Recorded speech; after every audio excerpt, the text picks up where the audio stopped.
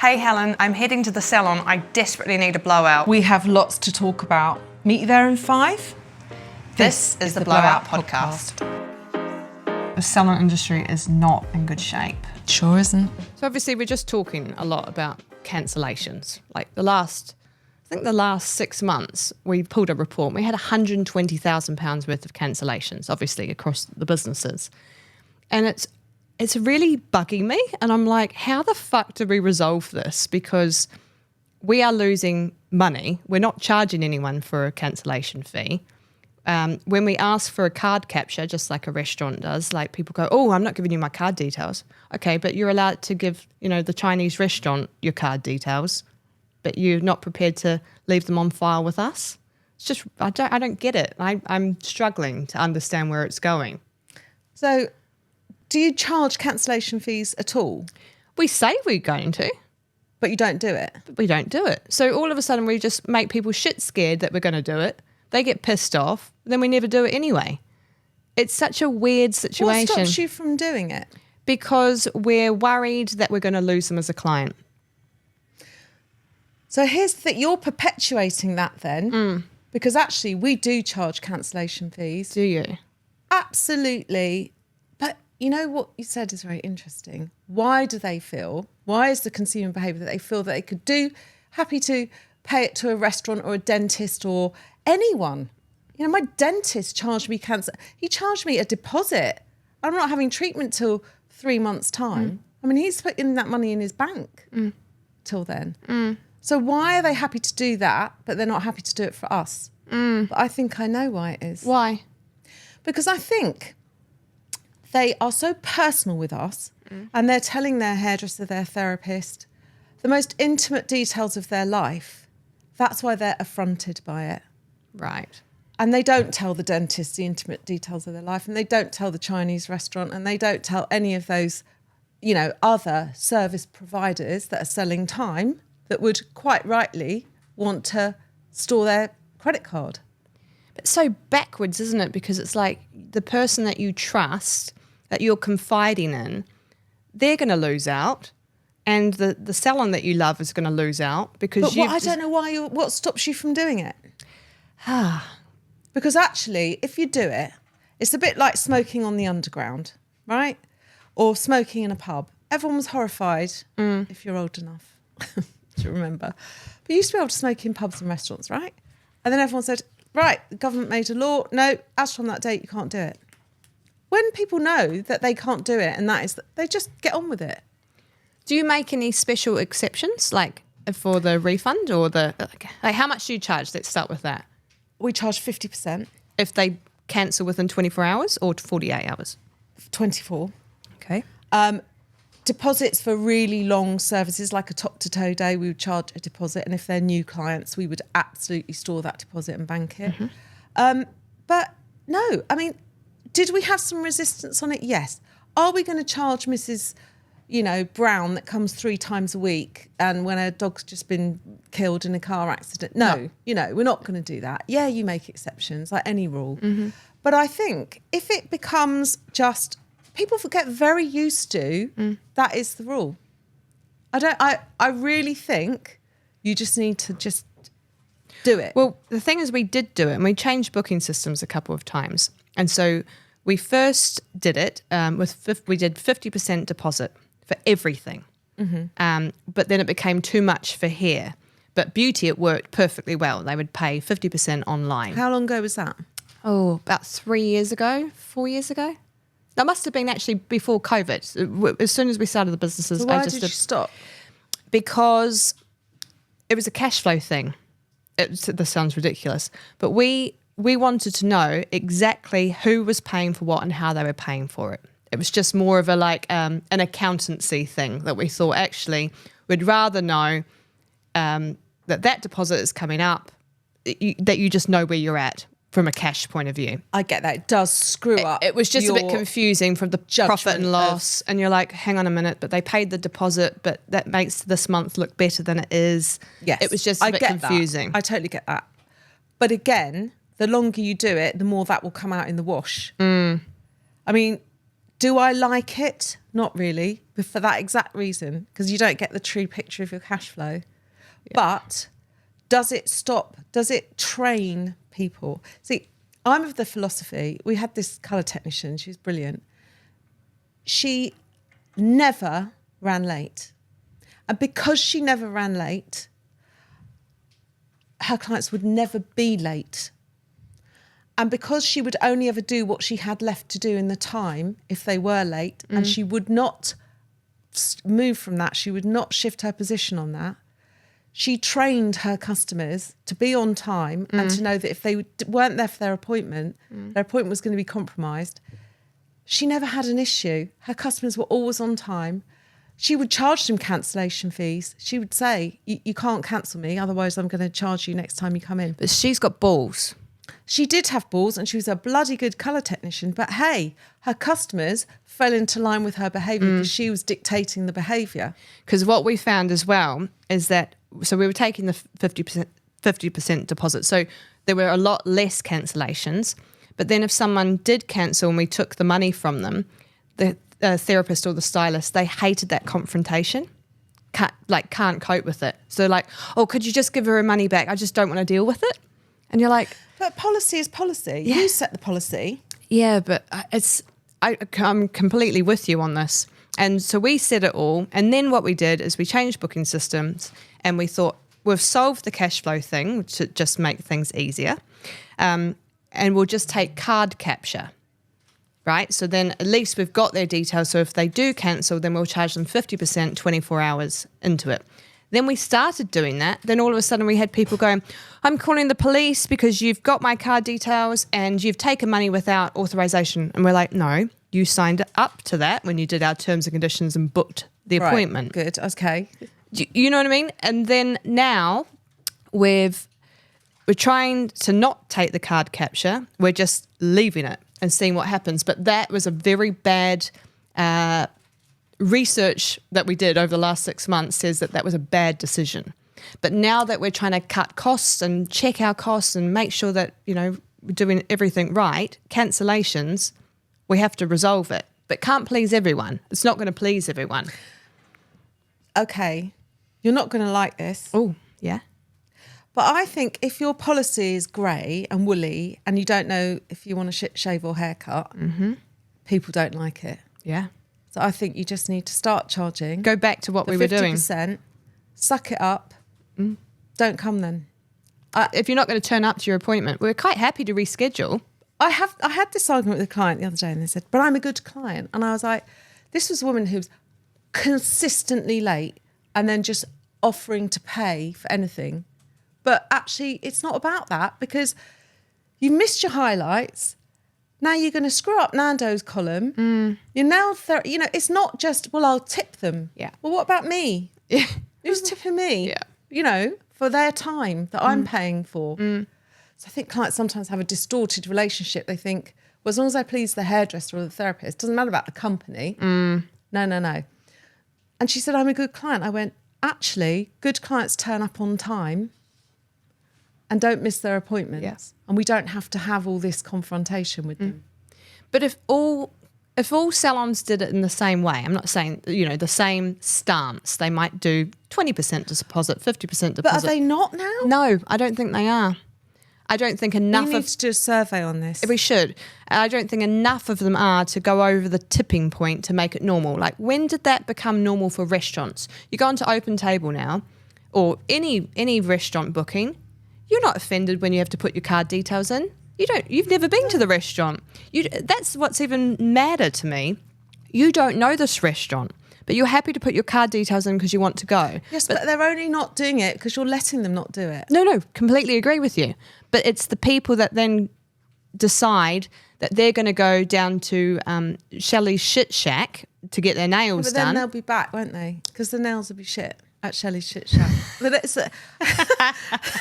it's in the title.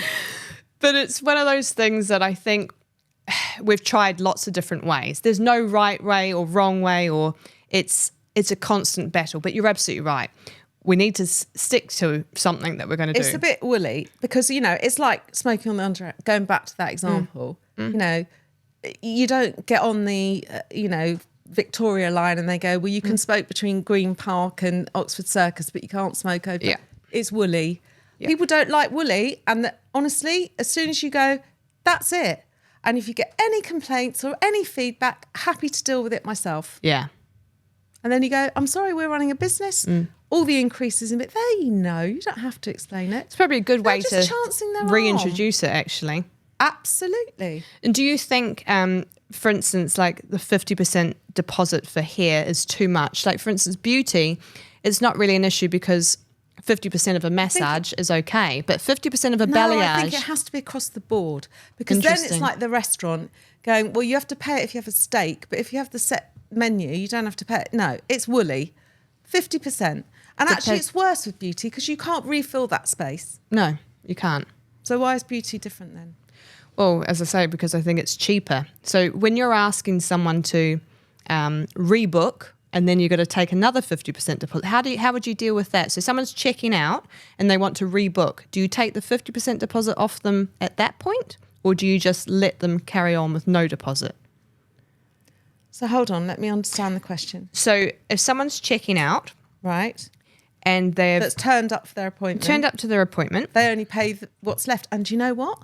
It's actually a benefit, because if you ask my reception team, they go, oh, I'd forgotten I'd paid 50%. Oh, great, I'll take that I'll take that bottle of whatever. But they're going to rebook, and if your policy is 50%, then surely if they're going to rebook, they have to pay the 50% of the next appointment whilst they're standing there. Before they leave and they get an incentive.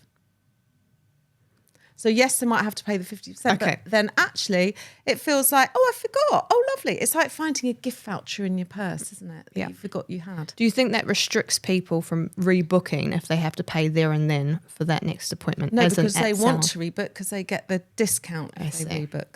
They get the discount, but they have to pay the 50%. I think you're over, if you don't mind me saying. Do you mind me saying? No. It's overcomplicating it. If you just make it really simple, it's 50%. You will be charged up front. When you come to pay, you've already paid the 50%. They've forgotten that a lot of the time. It's wonderful, feels like Christmas. And then that's it. It doesn't matter what they have. Yeah. It's not selective.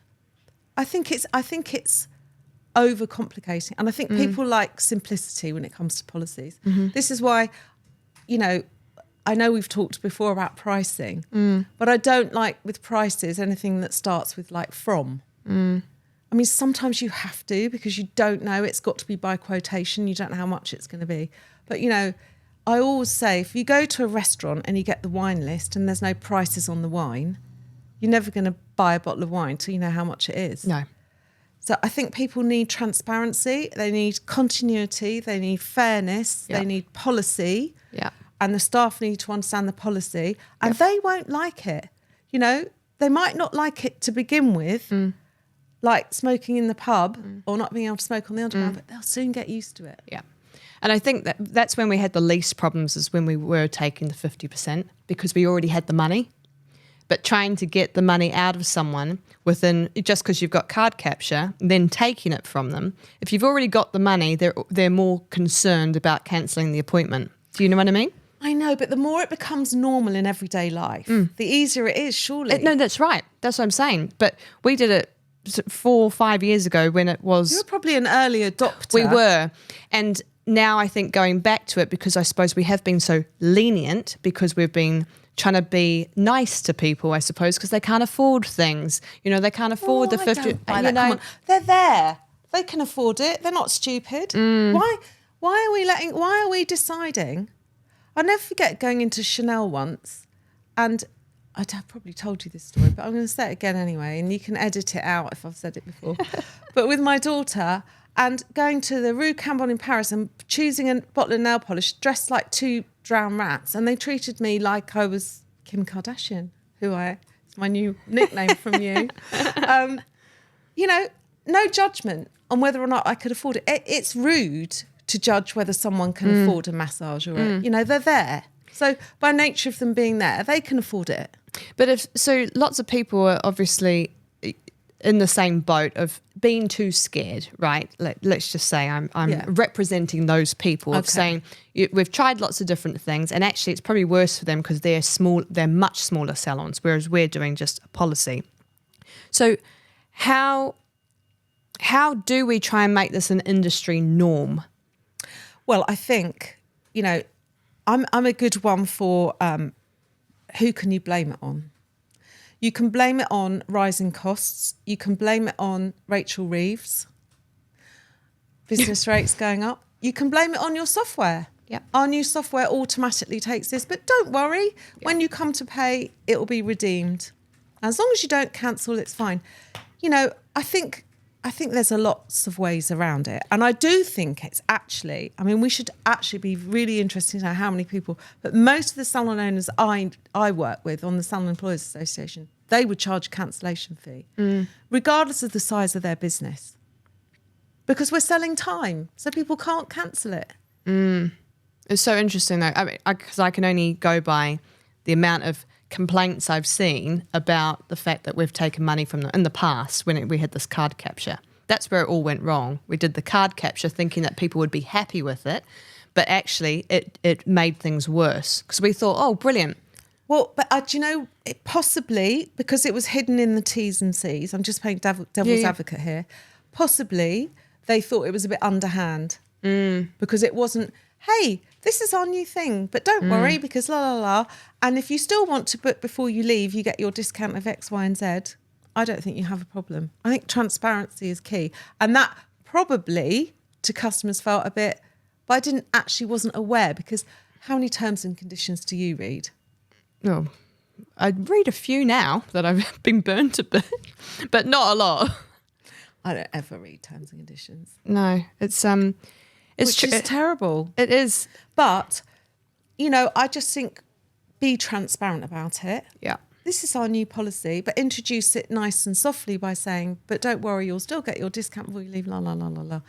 I might actually say we're bringing back the deposits because... Bringing it back, there you go. Because we tried this and we tried that to try and please everybody, but unfortunately, due to the massive amounts of cancellations, this is what we're doing now. And don't get involved in that narrative of you're emotionally responsible for them being able to afford to come into your salon. No. That's just silly. But like you say, if they are already paying 50% up front, by the time they come to checkout and then they've got to pay the next amount, it's just 100% of the bill that they were going to pay anyway. Exactly. So you've just got to get used to that. And the first one was a deposit. It's like, your cash flow, it does fuck it up. I'm not going to lie. But after a year of doing it, everything, pans out. It definitely works better for us. And we still do it in New Zealand, actually, because in New Zealand, that's a very common thing, deposits everywhere. That's just become quite a normal thing. So I think, as I say, I would love to actually survey to know exactly how many people or what are they doing for different cancellation policies. I think a lot of people, from what the people that I talk to, it's software-led. It's our software does this, and so that's what we're doing. Yeah. And people don't tend to argue with that. And, you're only really safeguarding your team members. So if we're going to get emotional about it, the client that kicks off but loves her hairdresser and loves her beauty therapist wouldn't want to lose so any money, would they? So how do you police it, though? So, again, just being transparent about when we had the card capture. And the software was just taking the money off them automatically if they cancelled within 48 hours. It was an automatic thing. Then we got them to fill out a form like you would with any bigger company of saying, I needed to go to the hospital, so this is why I need a refund. Because there's almost like there's an exception to the rule. How do you deal with that? How would they get... What I'm saying is if someone calls you... You would personally send them the form. It wasn't automatically generated. No, if they wanted to appeal the decision, they'd go onto this form. I think that goes wrong there. But how would you... Do you just take it on trust is my point. So if someone calls you and goes, I'm so sorry, I was stuck at work... Do you decide? So let's just be clear. The receptionist would pass it up the chain. Right. And if it ends up with me, then the first thing I'd do is look at their client files and see if they've got form. Yeah. And normally they've got form if they keep cancelling, Okay. they keep rocking up late and all the rest of it. So if they haven't got form and it is a one-off, I would personally email them. Okay, so it's you're making the decision. There's not an eligible criteria type thing. No. Because you want to, it's like, I go back to the smoking on the underground, but it's like somebody getting caught having a fag and you're going, oh, that's all right. You just fill in this form and someone will decide whether you're allowed to have that fag or not. No, you really need to be tight on it, really tight. There is no bloody form, you know? The form is your decision as it gets escalated up to you because the client's kicked off about it, and you will make that decision for them. And it might be that you say, you know, I'm not going to refund your whole 50%, but I mean, this is what I've said to certain, you know, one-off exceptions to the rule. But, you know, as a gesture of goodwill, there'll be a £50 goodie bag for you when you come in. And it's just a load of, you know, so you've had in the stock. You're trying to sort of ease the pain of saying, Yes, I've still made the decision. It's on a one-by-one, case-by-case basis. Got it. There's no form. Because if you have a form, oh yeah, if you fill in this form and you can appeal it, it tells the customer, oh, you can appeal it. No. But technically they can appeal it. It's just not a form, it's How an email. can they appeal it? I'm saying when they're complaining. No, we don't tell them they can appeal it. Okay. There is no appeal. Okay. It's if it escalates to me and That they're Aaron angry. says, shit, I can't deal with this client. They're kicking off. Aaron escalates it to Gavin. Gavin escalates it to Julie. And by the time it ends up with me, it's serious. Got it. So then I would make a call and I would say, what's that? Let's go through the client file. Has this customer ever done it before? And Does if she it's a do it all one-off? the time? If it's a one-off, I'd let it go. Let it go. If it's not a one-off, I would say, you know what? It has happened several times. So take this as a warning. We have behind the scenes a 3 strikes and they're out policy, but nothing that's out there in the public domain. Yeah, and I think that's the difficulty for us as in because this is the con of, I suppose, having an external reservations team because they don't know the clients. You can see it. So it's... But if it gets escalated to you, then you would speak to the therapist, the hairdresser concerned, wouldn't you? Yeah. Go, tell me about this woman, this client, this man or whoever it is, person. Yeah, and you can see it all. Who are they? they? Often not turn up? What's happened before? Have they ever done it before? They'll know. They'll tell you what you need to know. So what would you say that your cancellation rate is like, as in, do you still get a lot of cancellations or are they... No, because also, but you know, right. So here's the thing. We're relying a lot on text messaging now, reminding them and giving them the opportunity to cancel. So I use Physiologic, which is really good. And that gives them the opportunity by WhatsApp it reminds them you're going to get charged if you don't cancel within that time. So no one can say they didn't know or they weren't told or whatever. So that has reduced our cancellations unbelievably.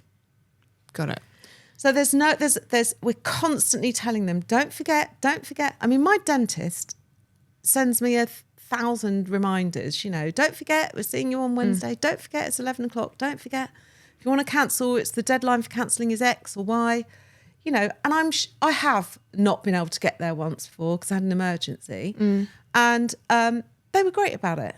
It's fine. We'll leave it. But that was a case by case basis. And I think that's having the policy really clear. So your policy critical. is, so just to be clear, your policy is some of them have deposits if it's a big colour client. No, so it's 50% upfront. For all services? Yes, for all services. If they're a brand new client, we would maybe take a bigger deposit. We would look at what it is, the value of what they're going to pay. But in general, that's a one-off. In general, we would just take the 50%. And when they're checking out, they're paying for off the bill. They're paying for the remainder, Yeah. and then they're paying with an incentive discount for the future if they book appointment before they leave. Yeah, got it. Okay, and I think that is probably the key to it. As I say, if you've got card capture on what a lot of booking softwares have, just this card capture, you've still got to take the money from that person on their card. Okay, here if there was no deposit. An idea, yeah, right. Following on from our chat GPT, Save the World GPT. How about if you put in a spreadsheet what it cost each individual, their cancellations of their appointments, what it cost them in take-home pay. That's a good idea. Said, we're doing this. This is our new policy, 50%. We're going to, dress it up around the software sort of excuse and the rising costs of business. We can't afford these cancellations. And just so you know, this is how it's personally affected you. So we expect you to be very on side with this. Yeah. Because you would have earned an extra X if all your customers last year had turned up. Yeah, literally. That's such an easy thing for front of house to do as well. So easy. But I just think it's normalising it and standardising it. And, if there are exceptions to the rule, they don't know that there are exceptions. But you're the one that can decide. But I think going back to the booking softwares, they have lots of different options. And as I say, I've been through all the options to the point where going back to the deposits is better because you've already got the money, as in you're holding the cards rather than card capture sounds nice, but you're never going to take the money off them anyway because you just don't. But also people are frightened of card capture. Yeah. They don't like, they get told, don't they? I'm always saying to my mum, don't give anyone your card. People are frightened of it way more than they are. Here's our policy. This is what we do. You can trust us. You can trust us to take your deposit. It's fine. It's logged on. Yeah. Don't forget you've already paid X. I cannot tell you how many times I'm standing at the desk and I hear one of the team say, oh, don't forget you've already paid. And they go, oh, gosh, I'd forgotten that. Oh, brilliant. Yeah. And then they bugger off to Zara. Exactly. They think they've got some extra money, They've got don't some they? extra cash. It's such a tricky one, but I think the bottom line is not to be afraid of doing it. Yeah, And for just- sure. And remember that, the reason that it's more difficult for our sector is because we are so personal, because we do have way more of a personal relationship, including touch. Touching, we always say this, don't we? But, where else do you go where someone actually touches you these days? Yeah, that's touches true. your head? Yeah. Touches anything? Yeah. It's like you say, it's just such a personal thing, which is why I think going back to my original point, it's frustrating that it's meant to be a two-way street. That if they're meant to care about their therapist or their stylist, but it needs to be fair and reciprocal. Yeah, but I think we're getting a bit too emotional about it because, as I say, I just think their customers, they're coming in, they know full well that What the deal time is. is money. Yeah. They know what your prices are. They're not, they're not idiots. They're coming and they're making an informed decision to spend their money with you. And I just think selling it to the team, the way to sell it to the team Is how much it's cost them. is the cost, what it's cost them. Because that's all people want to relate to. Yeah. Well, how's it going to affect me? Exactly. When we're talking about bugbears with clients, so the cancellation thing and them not understanding, time is money and all that. But my other bugbear I have with customers is this whole, and if you get the team on this in a staff meeting, everyone's got an opinion on it. But the whole thing about, well, I only had a trim Oh, and it wasn't a cut. We talk about it a lot in our managers' meets. And it is a bit of an issue, but then you think, well, it's like flying, isn't it? And you can be a person who's very, very minute and you pay the same price as the person that's weighing the plane down 3 times more than you are. And it's the same airfare. So, but they don't understand that, do they? It's a trim and it's not a cut. So why is it that amount of money? Or I've got short hair, whereas this person's got long hair. We have more debates about how we price for that than anything else. do you do short, medium, and long hair? No, You just have one. because we just, Okay, interesting. we just have one. What do you do? We have extreme short, medium, long, and extensions. Yeah, because extensions. The extensions are crazy. blow drying extensions. But because there's someone that we both know that also charges by the hour, which is Yeah. quite interesting. Because then again, I think if I was the client, I'd be thinking, I was only in there for 15 minutes, whereas I only charged £15 or something like that. I'd be calculating it in my head. So that's a tricky one. It's a tricky one. And yes, I can see their point of doing that. It wouldn't work for us. But where do you stop? Where do you draw the line? But you're right. The fringe trim is still time.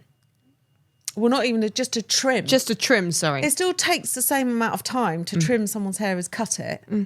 You still got to follow all of the guidelines and everything else. So I don't know. It's very difficult. And I think why we're looking at all this stuff for cancellations and cost cutting, and because of the cancellations, like the high rate of cancellations, you've got to look into other things like how I was talking last time about layoff days. Yeah. The layoff days situation, I don't think is talked about enough in the industry. It's such a frowned upon people thing. know about it. I mean, I didn't really know about it. And I suppose it's probably more so for beauty. I'd say beauty salons are in the shit right now.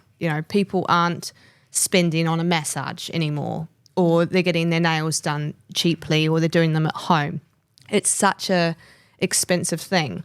So when we're looking at the diary and we've got 6 people in, but only 3 of them are 70% booked and the other 3 are like 20% booked, you've only got enough work for 3 or 4 people, for example, for the day. But so technically you're overstaffed. So the way we're trying to do it with layoffs is the statutory layoff is £39 a day that you have to pay your staff member. But you give them 24 hours notice and you say, I'm so sorry, we don't have enough work for you tomorrow. And it's really shit, right? I'm not promoting this as in like, oh, this is such a great idea. It's a normal thing. If it's in your contract, you should be able to lay someone off, because also they don't help themselves, as in the layoffs that we had to do in January, they didn't come in January. They happened in October, November, December, when someone decided that they knew that person wouldn't rebook.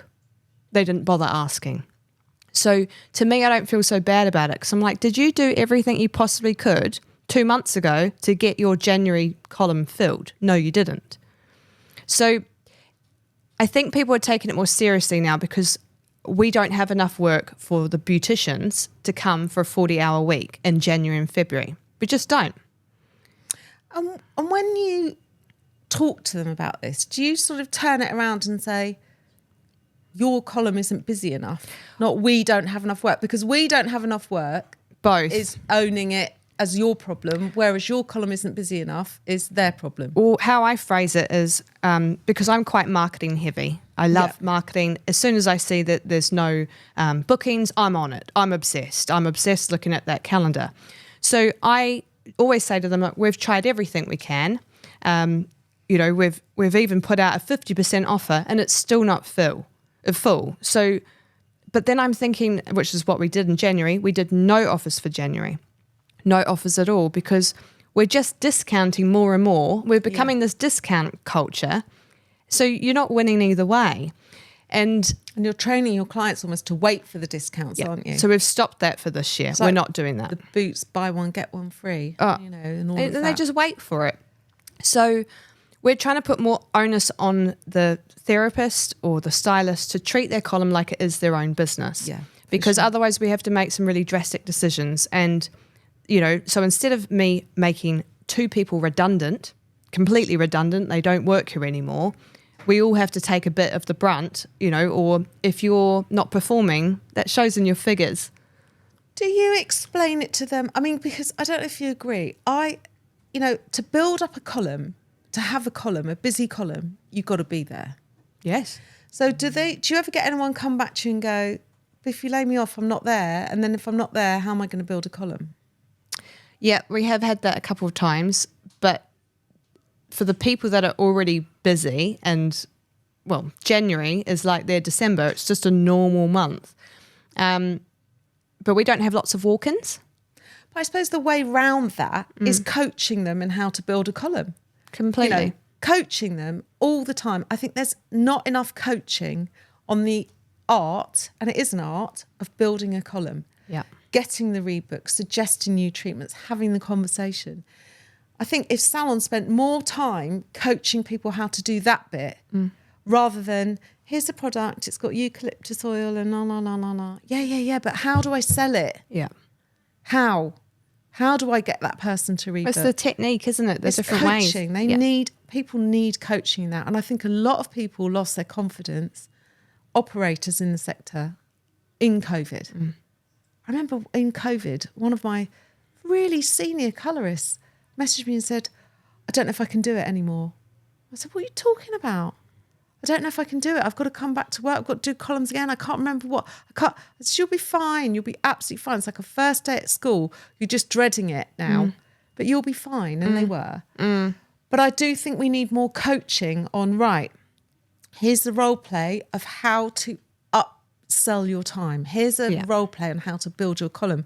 Because we don't want layoffs any more than you do. No. It's the message, right? Exactly. And they know that. And I think that's where I just over-communicate. I'm saying, we've tried this. It's a two-way street, guys. We need to try and work together on it.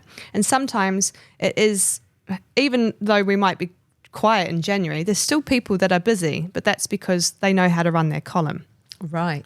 I was going to just bring up the sort of, if anyone's interested in the layoff, the rules of layoff. The I rules. think loads of people will be, because it's very interesting. I'll just go through them. So layoffs or short-time working must be allowed by the contract, or if it's not in the contract, you can get it agreed by the employee. So layoff means no work for a full day. So short-time working means for fewer hours. So you can play around with the two. If you see that that person is just not growing their column, well, you don't have enough hours for them and you need to reduce their hours because you're just paying them not to be with clients, and it's too much. So during the layoff, you as the employer pay the statutory guarantee pay, and it's currently £39 per day for up to 5 workless days in 3 months. Right. So you could pay them for 10 days if you wanted to, but legally you only have to pay them for 5 days that they're not at work. Okay. In any quarter? In any quarter. Right. But if you were doing, say, more than 5 days every month, the employee could basically say, well, you don't have enough work for me, full stop. You need to make me redundant. There's a different thing. So you've got to be really mindful of it. You can pay more if you choose to. So if you want to pay them more than the £39 a day, you could pay them $50 if you wanted to. If they earn less than half their normal pay for 4 weeks in a row, or 6 weeks over 13 weeks, they may be eligible for redundancy pay. Because you can't use it just willy-nilly. It's got to be very, very thought through.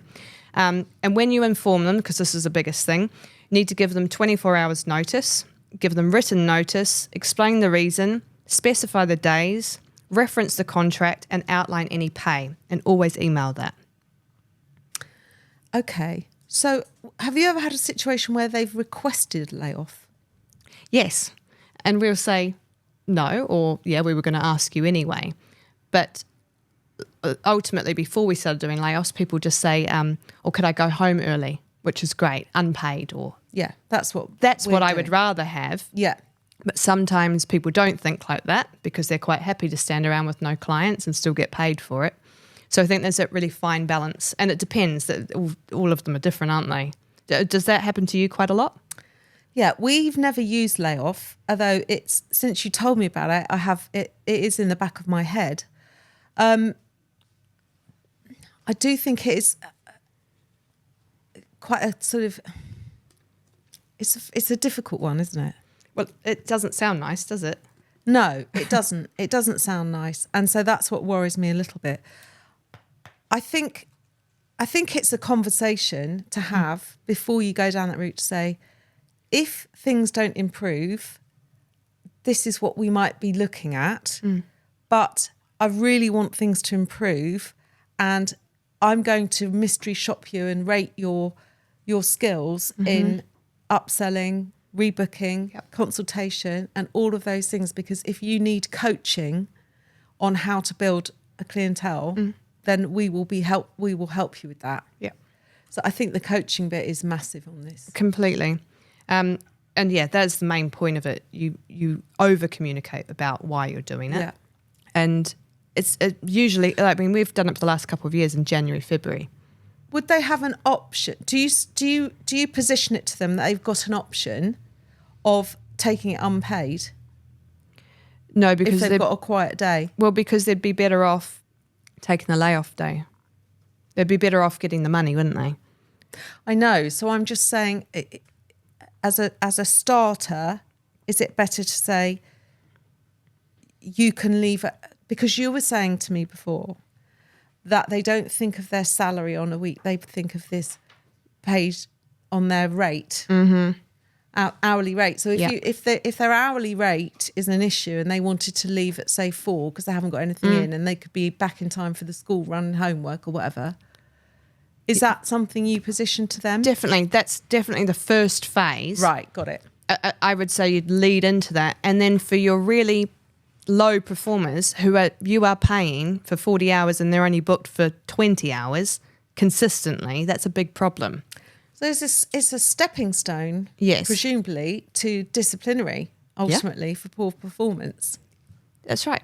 Because but also as long as the company can show that you're trying lots of different things, that you're not just saying it's all on them, because that doesn't work either.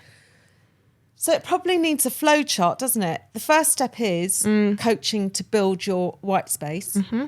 The second step is being available, because I do find, when I came back to work, for instance, after having my children, a long time ago now, I was committed to those days. Mm-hmm. If I said I was going to do those days, I did those days. Mm-hmm. And, all sorts of spanners come into the works of, little Johnny's violin lesson got cancelled and all the rest of it. And I've heard it all. But you have to make a commitment, I think. I'm talking about a lot of, mums that have got lives, they're juggling their children's lives. They're doing the emotional labour that they have to do. But if you make that commitment to those work days, you have to really commit to it. And I always start by saying to them, you need to, if you're coming back to work, you need to make a commitment on those 2 days. Of course, children get sick, and of course you get thrown a spanner in the works. We're not talking about that. We're talking about, unless you're in it to win, you're never going to win it. You've got to be there. You've got to get people confident to book an appointment with you, that you're still going to be there. If we book, is she going to turn up? But also we pick who's going on the layoff days by how much they are doing in their white space previously. So, for instance, if you've got 2 hours free during the day, so you've got, 3 hours in the morning and then you've got 2 hours free, we are monitoring to make sure that during that 2 hours, what are they doing to try and they can see that they haven't got anything on Friday and it's now Tuesday. So in those 2 hours, I would expect them to be on the phone talking to the people that they saw last week. How's your back feeling after that massage that we did? And building that. But the people that don't bother with that, because they're going to go and clean something for 2 hours, they're the ones that will go on the layoff. Because I think you had the opportunity to solve it and you didn't solve it. And they get told this. Yes. Yeah, they definitely get told that. So again, it's the transparency bit, isn't it? Being really transparent about, this is what we want to avoid at all costs, and we will help you avoid it. But ultimately, the responsibility lies with you. As Completely. a company, we'll do what we can do to get bums on seats, but you're the one's got to get the bum back on the seat. Exactly. And I think ultimately, what we're all trying to do in the business is protect the company, protect the staff, and make sure that, the clients are happy. The clients have got to keep going back, which again, going back to that cancellation policy.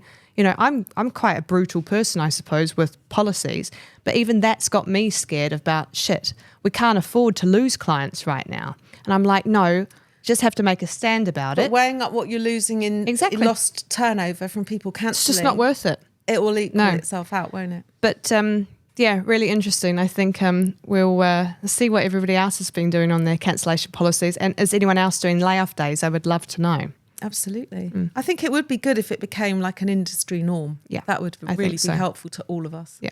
So hope you enjoyed that and can relate to a lot of the things we're talking about.